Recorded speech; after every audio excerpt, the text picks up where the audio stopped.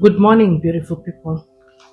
Last Saturday, we had a webinar, and in this webinar, we were moving on from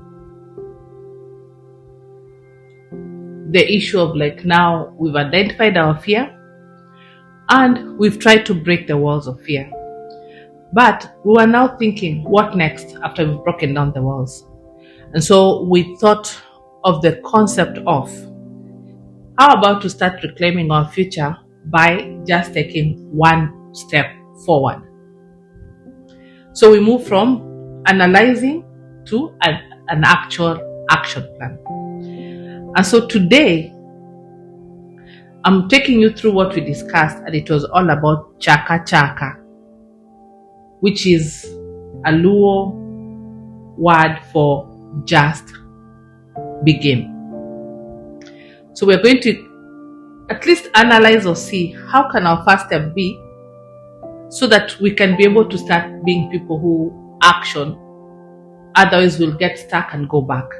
So to start us off, I want to read a story by Dr. Okinyi. Chaka Nyawade, Just Begin, My Son, by Okinyi Nyawade, PhD, 2018. And it was posted on LinkedIn on the 5th of April, 2022. Just after I received my fifth structure from Moi University for my PhD, totaling 850,000 in 2012, I met my dad, Charles, at Cooperative Bank in Homa Bay. I explained to him that I had the admission letter, and he smiled. I told him, however, Baba, there is a problem. They need 850,000.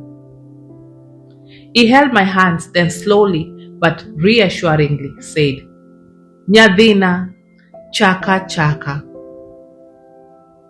To ensure his point went home, he got into his account and gave me 14,000 in an account that had 20,000. I was touched. I added 16,000. I paid 30,000 in the account to the school account, and my journey to PhD began. Today, having reached the dream, I remember the words of my father. In everything you do, always remember, Chaka, just begin, no matter how difficult it seems to be. Now, let's put that story aside for a moment. Think about it. Your son, or even you yourself, you just received an offer and it's saying that, hey, you can come and start schooling.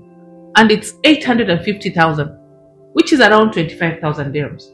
But the amount that your father or you yourself can give to yourself is 400 dirhams. That's all.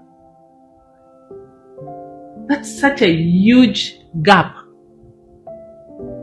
And when it's such a huge gap, what's the likelihood of what will happen? Let me speak for myself. For me, I'll freeze. And for a moment, I'll give up. For a moment, I'll not even remember about God and that He's able to guide me and protect me and give me ideas of how to come out of this situation. I'll just freeze and I'll just be like, that's it. I think I was not meant to do this. I think I was not meant to pursue this. Maybe let me try another venture, or let me put this on hold. Let me think about this for the future. But guess what our superhero in this story did? He just told the son, Chaka, just begin, my son. And to ensure that he's every step of the way with him, he went into his account, which had only 20,000, and brought out 14,000 and gave that to his son. Oh my goodness. What love, what hope, what faith. The dad was so confident that this thing will work. And so the doctor himself added his own 16,000, and that began his journey. He was suddenly not just a bystander outside, he was officially a student, a PhD candidate. So Today we're looking at several things. Do you have your own Charles? Someone who does not give up on you and feels like, yes, let's do this. You can. Let's do this. Do you have your own Charles? Someone who doesn't look at the obstacles. And also, let's look at the faith that Charles had. For him to have only 20,000, that meant maybe they were not rich. I'll not say anything about that. But 850,000 in Kenya, it's huge. It's an amount of money that you can use to pay. You can even buy a piece of land. You can buy a second-hand car. You can plan your own destiny vacation, Maldives or somewhere, and still be left with some change. That's how huge the amount of money is. And also think about the school, that they actually agreed to take that money, because someone else could have been, no, if you're not giving us at least 100,000, we're not allowing you in. But why are everything or things aligning? It's because someone had the step of faith. They gave that ignition. They just say that spark. And that's what the dad did. When he gave out that 14,000, he was telling the son that this story has changed. And he was also telling the universe and God that we've started this journey. God, do not disappoint us. And he had so much faith that the money will be found. I want to ask you today, what is your 850 mountain? What is that huge mountain that is still holding you back? Or you're seeing it and you start giving up? And do you have your 14,000? What is that 14,000 key that you just need to start? What is that thing that you need?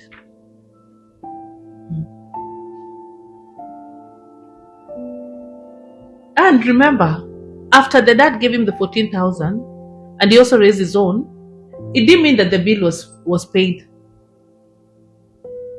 But it just meant that the governance of their life changed. And it made him hopeful that as I start this journey of my PhD, surely I'll finish it. But you're asking me, how do I take that step? How do I go about taking that step to clear this 850,000 mountain that is in front of me? I want to bring you another story of Mel Robbins. She's the author of the 5-second rule. Mel was going through an issue, a mountain of her own. They were in debt. Her husband's business was failing. They had 800,000 US dollars debt. What is it about this 851 side, 800,000 on this other side? Yeah? She had lost her job and she was struggling with deep anxiety and depression. And if you know, when some people are depressed, even waking up from that bed becomes a problem. And that's exactly what she was struggling with. She was just feeling like, I can't wake up anymore. But one day something changed. As she was watching a rocket launch on TV, she made up that desperate promise that tomorrow I'm going to launch myself out of bed before my brain realizes I'm awake. Why did she do that? Because she knew if she just gives her brain an opportunity, it will make her feel like, no, I'm trying to protect you here. Go back and sleep. I'm trying to protect you here. Snooze one more time. And then she also knew if she counts 1, 2, 3, 4, 5, the brain will be like, something is about to happen at it. It will abort mission. So she decided to go and do a manual override. She shifted the power from her basal ganglia, where the habits of snoozing and giving up live, to her prefrontal cortex. So she was not going to wait to be brave. She was going to move. And so she counted 5, 4, 3, 2, 1, go. She launched herself. And that's the same thing that Charles did. He did not stop to be afraid. He did not stop to check, like, wait a minute, my account has only 20,000. What do I do? No, he walked into that bank immediately and withdrew his money and gave it to his son. But after we've launched, what next? I introduced to you the salami slice strategy. This is a tool that was used to defeat procrastination. And the logic is so simple that if you try to eat a whole salami, you will choke. So instead, they suggest you slice it. The same way you see it being sliced when they want to put it, some of the slices on a pizza. Same scenario. Slice it into thin slices, and then that makes your task more easy to manage. So this will help you to move from that freeze moment to actionable micro tasks, thereby bypassing your fear response. By making those tasks so small, your brain does not even realize that you've started. And so this allows you to build momentum without hitting that wall of, oh my God, kind of dread. And the goal is just that it's not going to be just a to-do list, but it's mechanically working on it to deconstruct that mountain into a series of non-threatening, achievable actions. So how do we go about it? After you've launched yourself, you can come up with, like, let me give an example of a content creator, which is something I'm trying to venture into.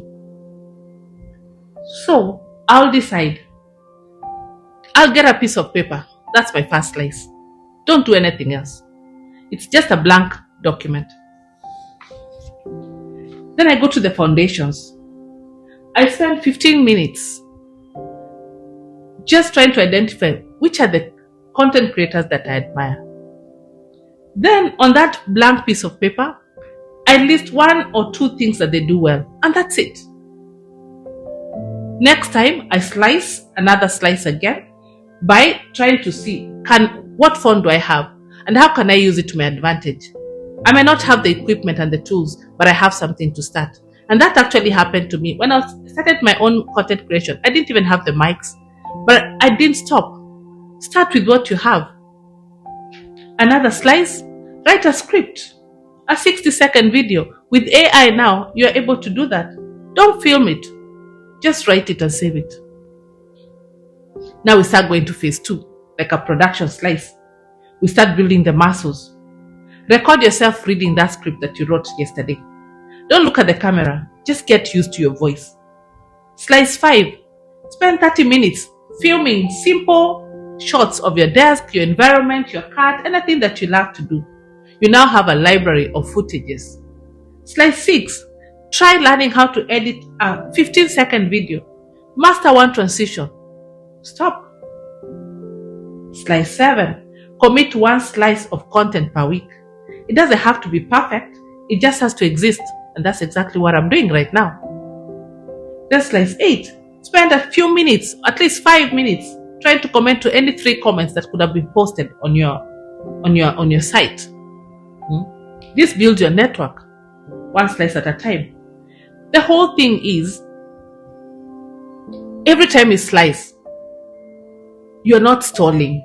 You're ensuring that tomorrow, you're not starting at a blank page.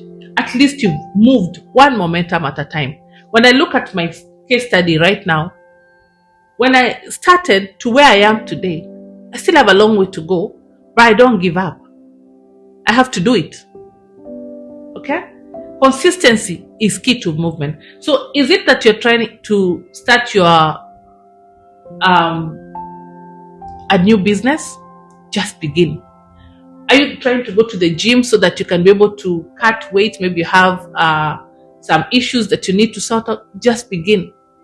Are you trying to go back to school? Just begin. The whole thing is you begin by taking that step. And the step, once you take it, it's not just step and stop. It's to continue movement. Now, as I start finishing off, let me give you a miracle. As Dr. Kinney was reaching towards the end, he needed to defend. But for his final defense, he still had a shortage of 300,000. But as he was sitting there, wondering what to do, a gentleman he had helped in some business ventures before came looking for him with a brown envelope, and he was like, Benson, I have a gift for you. Thank you for how you helped me without asking for a single coin. Inside the envelope was 200,000. The doctor was so shocked, he just told him, please go and deposit that money in the university account. He did not even want to touch it. So he was able to finish his PhD because he took a step, and see how the miracles and the universe was aligning to him. And so his father's word rang in his head with a new authority. Nyathina, Chaka Chaka. So this morning, as I sign off, I want to remind you of 3 more powerful principles that Dr. Kinney added to what the dad told him. And they are, tema tema, just try. Don't analyze the end. Don't have a defeatist mentality of saying like, oh, I'll start a business. Then you start thinking, oh my God, but what if it doesn't work? Oh my God, what if people don't buy? Oh my God, what if? Don't analyze the end. Just take the next step. Word awarda, just walk. Keep the momentum consistent, as in every day wake up, do it. Every day wake up, do it. Come up with a timing and be like, at this particular time tomorrow morning, I'll be awake to do something. At this particular time tomorrow afternoon, it will be my time, my me time, to just read half a page of something, to just listen to that one audio, to just try to edit, to practice on something. Achaya. When things look intimidating, play them down. Don't worry. Be happy. Just refuse to let it bog you down and make you feel like, oh my God, I cannot do it. No, you can. You can. Refuse to let the mountain dominate your perspective. He reminds us, do not be defeated before you begin.